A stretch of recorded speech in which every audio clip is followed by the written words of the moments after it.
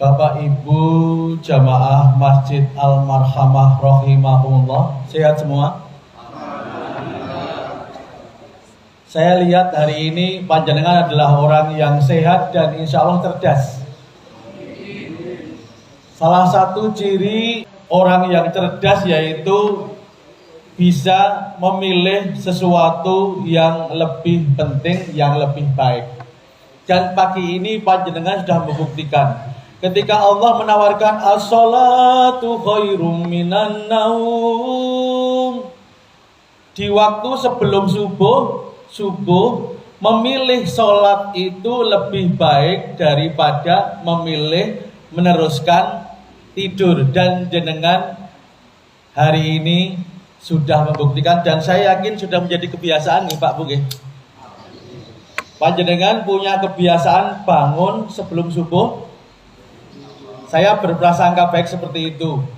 Dalam surat Az-Zariyat ayat 18 Allah berfirman, salah satu tanda orang yang bertakwa adalah wabil asharihum yastaghfirun. Di waktu sahur banyak beristighfar.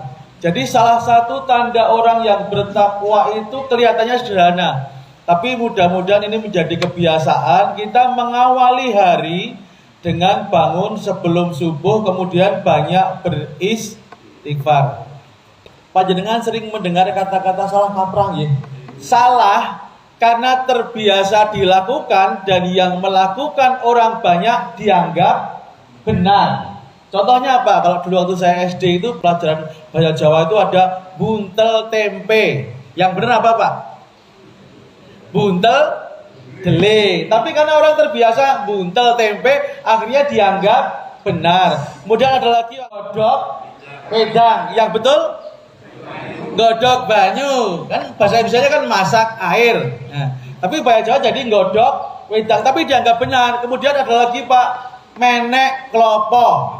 Yang betul menek wit klopo. Gitu kan? Itu namanya kesalahan. Tapi karena yang melakukan orang banyak dan berkali-kali, bertahun-tahun dianggap benar. Sekarang juga ada Pak, kalau saya masuk SPBU itu ngisi bensin, di SPBU saya mengatakan Pak Pertalite, biasa Pak bersubsidi Pak.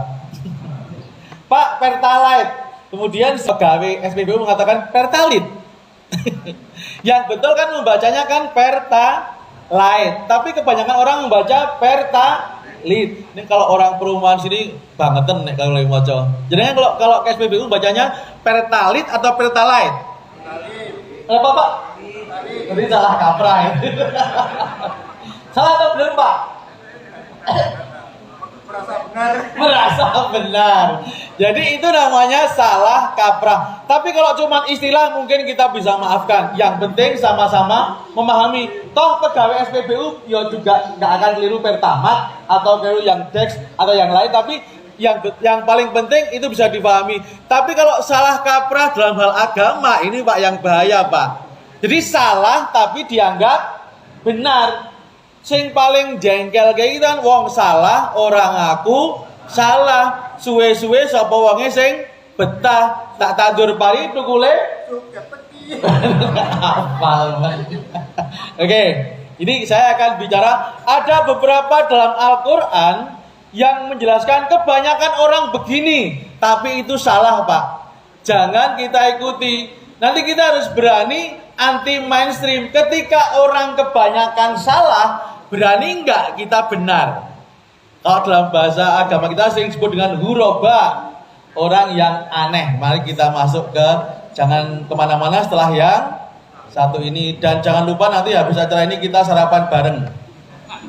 Itu bukan salah Pak, itu benar dan harus dilanggengkan. Jadi ada pendapat atau perilaku mayoritas atau dalam suatu komunitas itu tidak selalu benar Pak.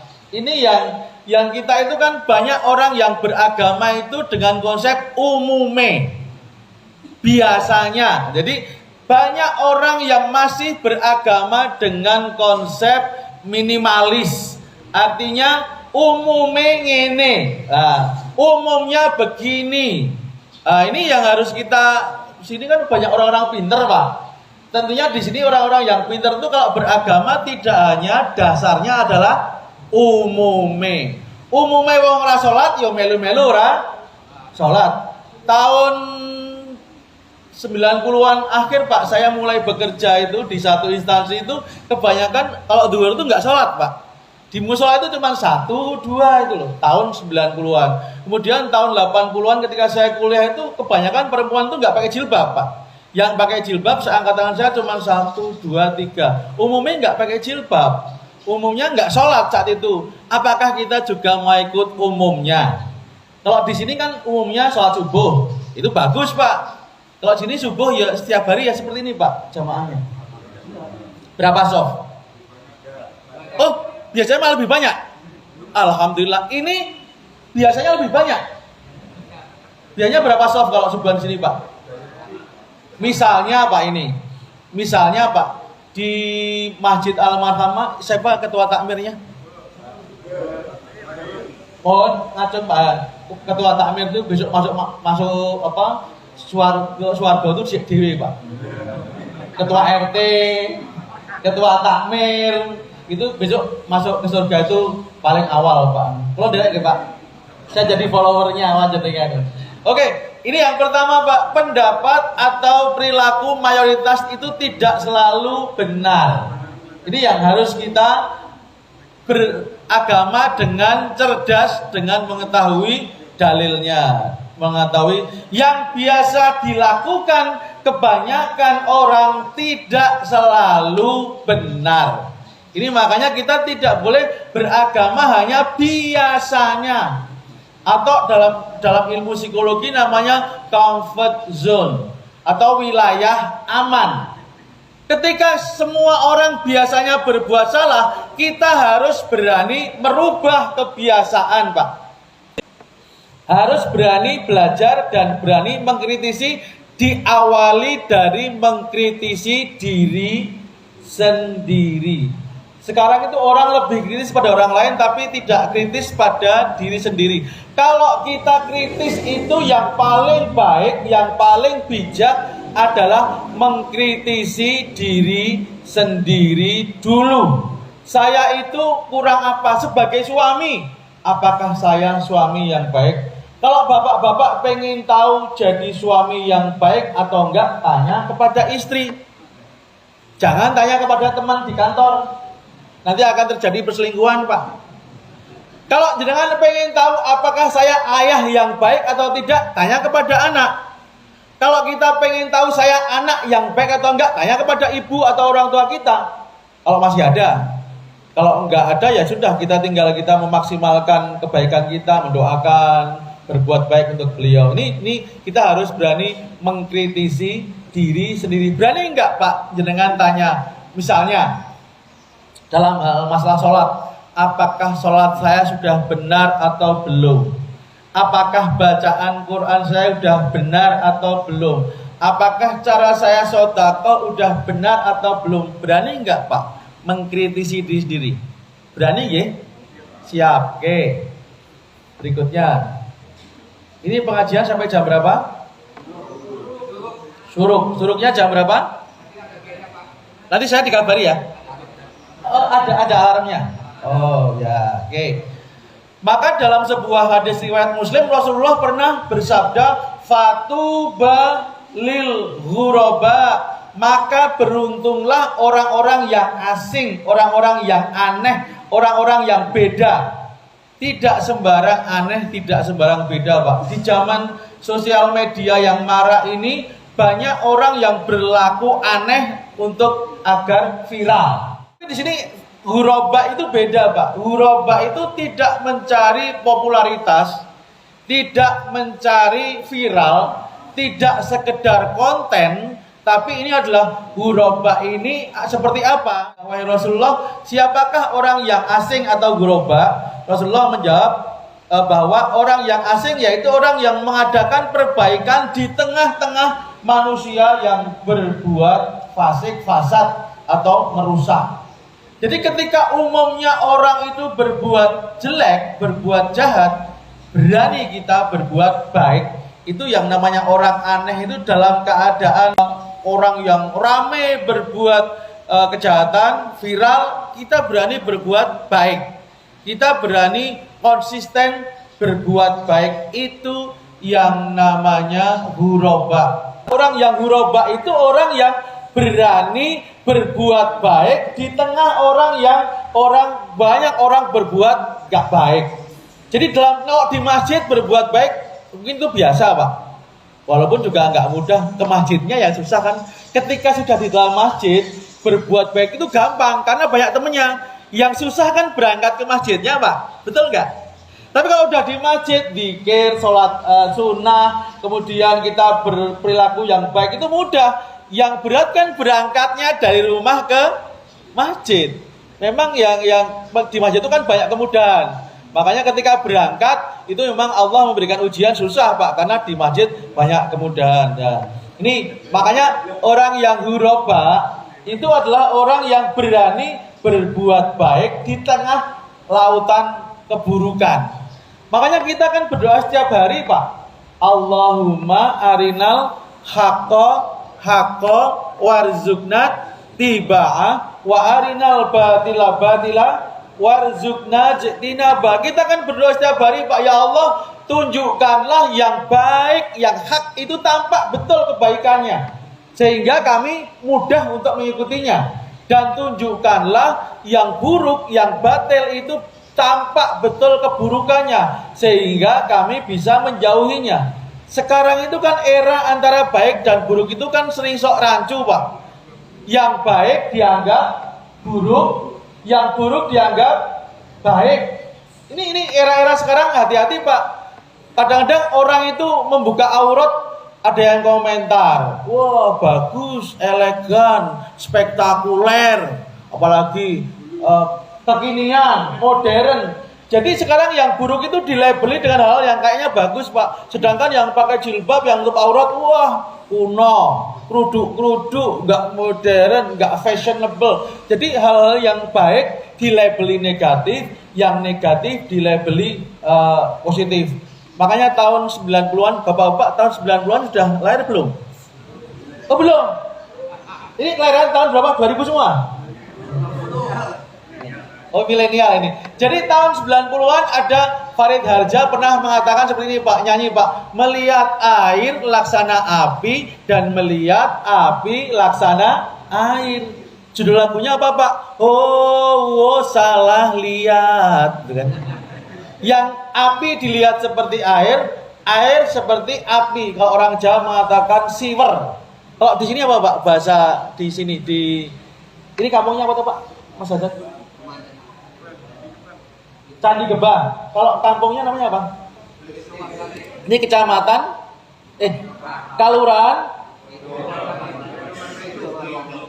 Wedo Martani Kapanewon. Oh, ini udah ngeplak toh? Bukan jalan catur toh? Oh saya kira jalan catur ya. Berarti saya salah geografis ini. Ya oke. Ini ngemplak paling selatan gitu. Contoh-contoh salah kaprah dalam Al-Quran.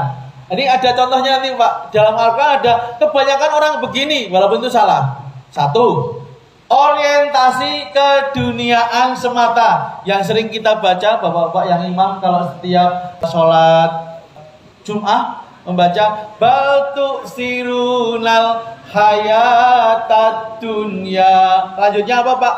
Wal akhiratu khairu wa abqa. Kalau dulu saya ingat Pak, waktu masih SD itu kalau sholat tarweh sudah witir, kalau sudah baltu itu baru kita berdiri Pak. Jadi kalau sabi fismarobi, kalau kita masih duduk karena ngantuk Pak waktu kecil. Kemudian ketika imam sudah baltu, itu masih rampung nih. Apakah ada juga yang punya pengalaman sama dengan saya? Kalau baltu baru berdiri ini. Batu sirunal hayatad dunya. Kebanyakan orang itu memilih dunia yang kecil ini dan melupakan akhirat yang tadi jenengan katakan wal akhiratu khairu wa abqa, lebih baik dan lebih lama, unlimited akhirat itu. Saya menggambarkan yang mudah seperti ini, Pak. Anak saya ketika masih TK, ketika masih TK gitu, mau berangkat sekolah, lihat saya mau ke Jogja. Jadi saya tinggal di Gunung Kidul, Pak. Saya tinggal di Wonosari, Gunung Kidul. Asli saya Sleman, Mayudan. Kemudian tinggal di Jogja, di Winobrajan. Kemudian sekarang saya menetap di Wonosari, Gunung Kidul. Ketika saya mau ke Jogja itu, Pak, anak saya itu kelayu. Kelayu itu apa bahasa Indonesianya? Pengen ikut. Kemudian ikut gitu kan. Dia nangis, Pak, karena pengen ikut saya ke Jogja. Kemudian saya ajak, gue ngeneng-nengi, tak jak muter-muter Wonosari, Pak. Jak muter gitu di Wonosari, Pak. Kemudian dibelikan es krim, beres. Berarti itu anak saya itu suka putaran yang kecil, lupa dengan putaran yang jauh. Kalau panjenengan seumuran kita masih suka putaran yang kecil dunia, lupa dengan putaran yang besar di akhirat, yang panjang, berarti selevel anak TK. Kalau kita masih berpikirnya keduniaan saja, itu levelnya masih anak TK. Artinya kita ditipu dengan putaran yang kecil, lupa dengan kenikmatan yang jauh, yang panjang. Ini adalah salah kaprah. Bal tu'thirunal hayatad dunya. Misalnya, Pak, takmir masjid. Asmanul Pak Izan,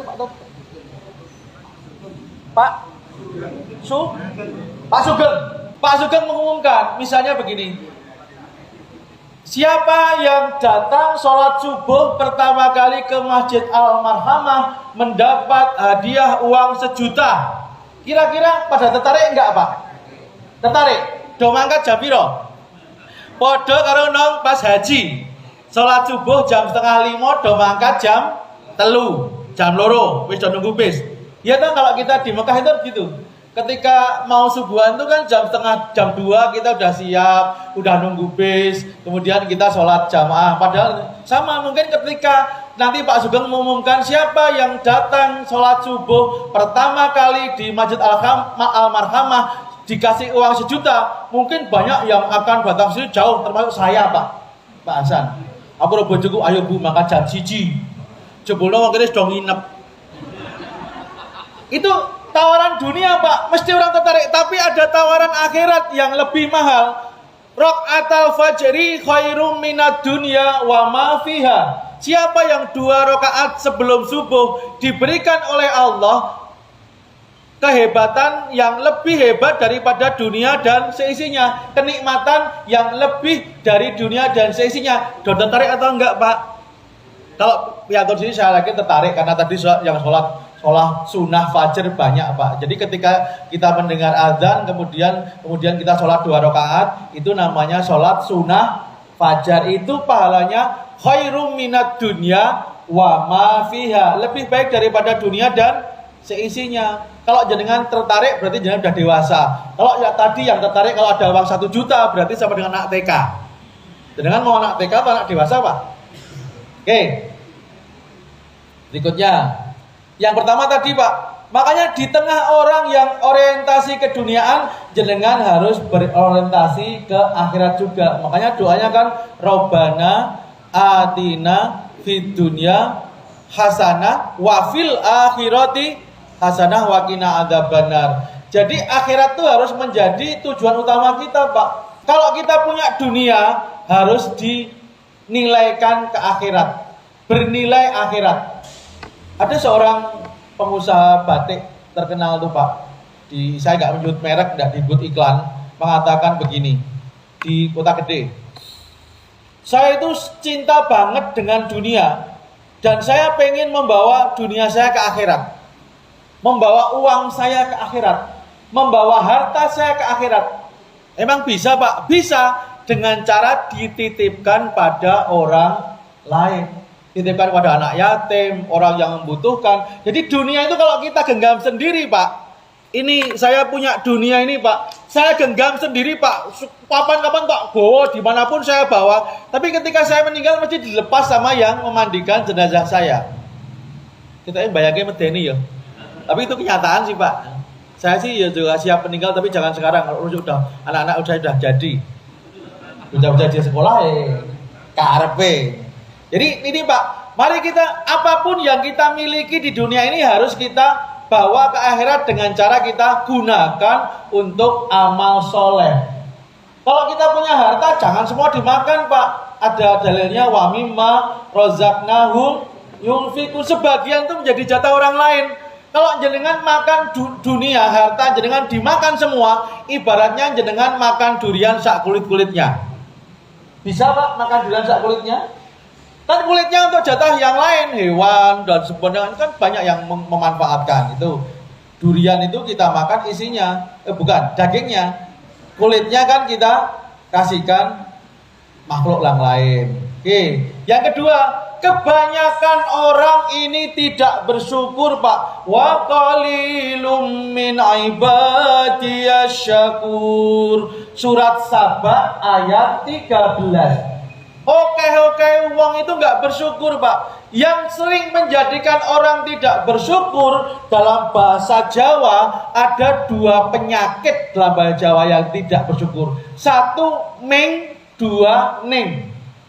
Meng itu meremehkan, Pak. Dikasih satu meng satu, dinai loro meng loro, dinai telu meng telu, dinai papat meng papat karpe piye sak kabeh sak bakule. Orang kan punya sifat tamak, Pak. Jadi sifat tamak itu yang menjadikan orang tidak bersyukur. Makanya kita menghilangkan sifat tamak dengan cara kita memaksa diri kita sedekah, Pak. Kalau kita sedekah kan jelas kita tidak tamak, Pak, karena ada jatah untuk orang lain. Kemudian yang kedua penyakit ning. Ning itu mau goleki eleke. Gini bojomu bagus, yo bagus sih. Ning pelit. Kene bojomu ayu, yo ayu sih. Ning apa, Pak? Wali ora? Ning CRWT gitu ya. Ibu-ibu pertahankan CRWT-nya, Bu, karena dengan ibu-ibu CRWT itu anak-anak jadi lebih tertata. Kan anak-anak bangun pagi harus dicereweti ibu-ibu. Ibu-ibu kan setiap pagi, saya yakin mesti ibu-ibu, ayo nak bangun. Kemudian habis sholat subuh ngaji, belajar. Itu yang melakukan bapak-bapak atau ibu-ibu? Ibu-ibu. Kalau anak-anak sekolah online itu yang repot bapak atau ibu? Ibu. Anak-anak nggak mau sholat, yang repot bapak atau ibu? Ibu. Sing kerep nesu ya. Kebanyakan orang tidak bersyukur. Mari kita menjadi orang yang bersyukur, karena kebanyakan orang tidak bersyukur. Ketika kita mendapatkan kenikmatan, mulut kita mengatakan alhamdulillah, hati kita mengatakan ini rezeki dari Allah yang paling baik, Pak. Ojo dibanding-bandingke, Pak. Dibanding-bandingke, disaing-saingke, ya mesti kalah. Ku berharap engkau mengerti. Malah jadi viral untuk aku nyanyi dulu. Yang terakhir, ini yang terakhir. Harus ada keberanian evaluasi diri. Ittaqillaha haitsuma kunta wa atbi'i sayyi'atal hasanata tamhuha wa khaliqin nasa bihulukin hasanin. Jadi kita itu harus, orang yang bertakwa itu harus selalu memperbaiki diri, kemudian tetap pergaulan yang baik. Artinya kita saling menasihati, Pak. Dalam agama kita itu ta'awanu, tawasau, ta'arafu, saling menasihati, Pak. Jadi mau memberi nasihat dan mau diberi nasihat. Jadi kalau kita orang yang beriman, cirinya adalah masih mau diberi nasihat. Ada pitutur Jawa yang mengatakan wong pinter sing isih gelem nampa nasihate wong liya kuwi wong sing utama. Jadi mari di rumah kita budayakan saling menasihati. Bapak-bapak dinasihati anak juga jangan marah loh. Dinasihati juga marah. Ketika panjenengan masuk mobil kemudian nggak berdoa, oh bapak belum berdoa, nggak usah marah, berdoa gitu aja. Bismillahirrahmanirrahim. Aku wis batin. Itu presiden nggak baik bagi anak. Karena apa? Meluruhkan semangat anak untuk menasihati atau memberikan peringatan kebaikan pada orang lain. Bapak sekalian yang saya hormati, ini yang dapat saya sampaikan. Lain waktu mudah-mudahan kita bisa ketemu lagi, Pak. Saya doakan panjenengan semuanya panjang umur, sehat, manfaat, keluarganya sakinah, putra-putrinya soleh dan solihah. Banyak kurangnya mohon maaf. Assalamualaikum warahmatullahi wabarakatuh.